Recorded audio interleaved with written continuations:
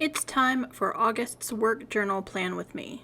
But first, let's review the raging planner dumpster fire that was the back half of July. Hey y'all, welcome back to Dots and Beyond. If you are new here, my name is Beth, and this is the setup for my August work bullet journal. This series is all about trying to narrow down what planning tools work and which don't in my professional environment from one month to the next. If you missed the rebooted mid-year journal setup, I will link that video in the cards above. This was my cover page. I'm keeping a cover for August, but also making it functional. Turning the page to the main calendar dashboard, which I separated into appointments, events, and deadlines. And for me, the event side was far too crowded and difficult to read, so I'm going to change that for August. The rest of the page is good. The appointments also get a little messy when people begin moving and rescheduling, but that is why I also keep a digital calendar. Up next is my shift stress tracker. Here you can see how this fills in, and I will try to adjust the page for the glare. You'll also notice a big gap from July 5th to July 12th where I finally decided to take some time off. On my first day back, however, a fellow team member suffered a personal tragedy, and well, it pretty much derailed most of our plans, and my stress levels have remained elevated for the duration of the month. At the time of filming, I have 1 week left, and I'm hoping to find time to reset before August. On the right was an attempt to rapid log for the first week of July. I've learned this is better for me in a daily environment or on my weekly rolling task list, so I'm taking it out.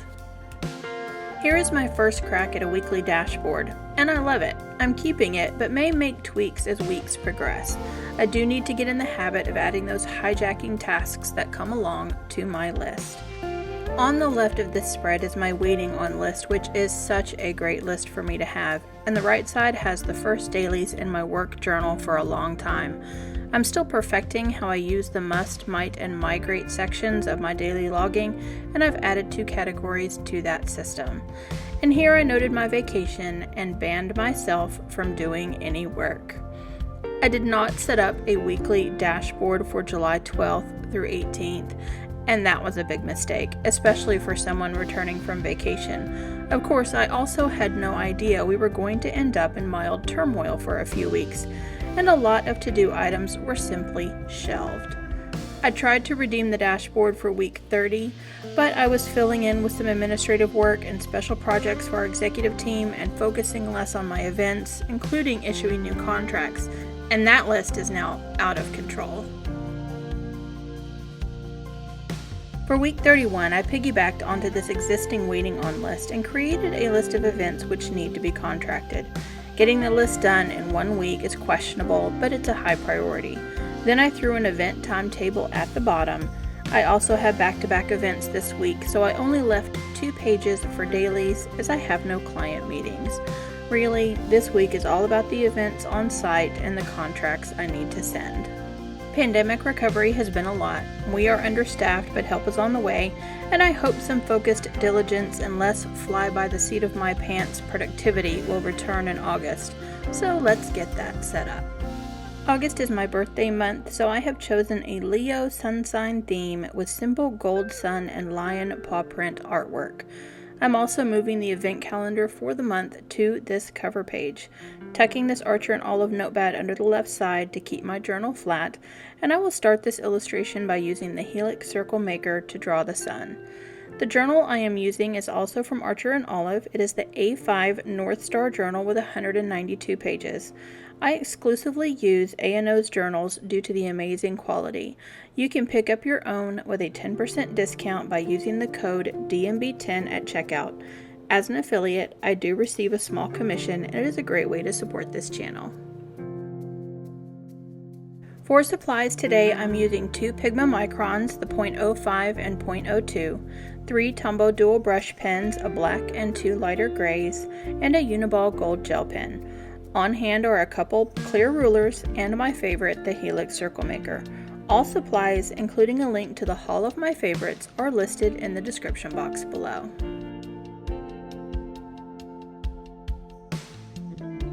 As I mentioned, I'm moving our 3-facility event calendar to this cover page.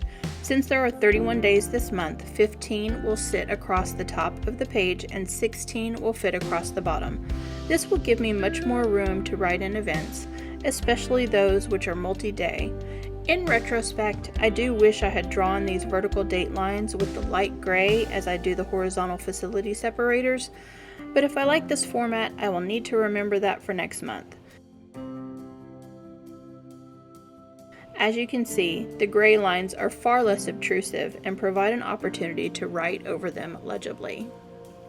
Once all the elements are on the page, I do decide to give the August header a little more impact by thickening the downstrokes before moving on to my personal calendar. This is where I will record appointments and deadlines for August. I will start by drawing a vertical line down the middle of the left page and then adding the headers. On the right will be a mini calendar as well as my goals for the month, Focus 1 and Focus 2. I use the tail of my S on deadlines to extend artwork down the page in the same format as the cover, drawing another circle for the sun. The mini calendar is more for reference, but I do indicate deadlines on it as well. I always begin each month with a deadline on every Tuesday. Others are added as they come along.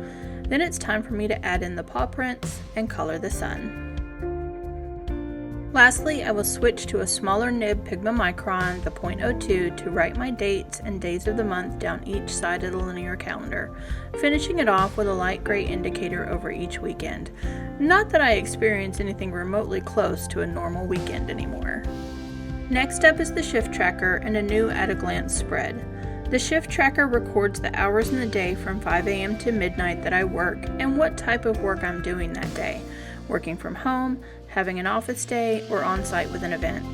I then use the hours in the day from 1 p.m. to 10 p.m. as a scale to plot my highest stress levels for the day. Last month, I began putting a small black circle down the left side next to my off days. I have enough space on the at-a-glance dashboard to list all my assigned events for August and September. The left column is for date, the middle one is for the event name, and then I have a series of columns to the right with 5 alpha indicators for me to track the stages of getting ready for an event. C is for contract, S is for script, that's the agenda or timeline, V is for vendors, a list from my client of every company who will be on premises, florists, entertainment, etc. D for diagram, how the space will be set up. P is for plan, getting a signed event plan from the client. I for insurance, I seem to always be tracking down event insurance. And finally, E for exhibitors, getting a list from the client if their event includes exhibitors. The final touch is to separate every other line with a gray highlight for easier visibility, and I'll move on to the dashboard for the first week of August. As I stated in the July flip through, this dashboard mostly works for me. For this week, I'm foregoing having spots for goals, Focus 1 and Focus 2, in lieu of more space to list what will probably be an extensive need-to-contract list. Most of those contracts are for events in 2022 or later as the world makes an attempt to return to normal and is now planning far in the future again. For now, I will keep the double-sided rolling weekly and make more of an effort to populate it with side quests, those unplanned little things that come along each week and take up way more time than I anticipate. I'll finish this dashboard off with any lines I need on the page, as well as the mini calendar in the top left corner. Last up for the week is my trusty Waiting On page. I migrate those items still in limbo from one week to the next.